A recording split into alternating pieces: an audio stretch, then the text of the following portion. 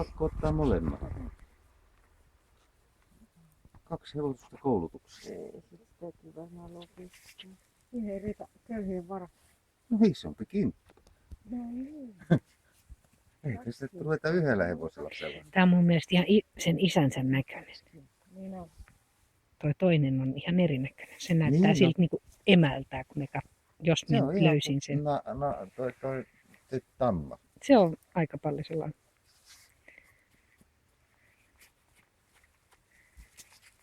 Mä syön ensin. Sait sä kuvan? Sai. Tai tää on video. Ai jaa, me päästään videolle.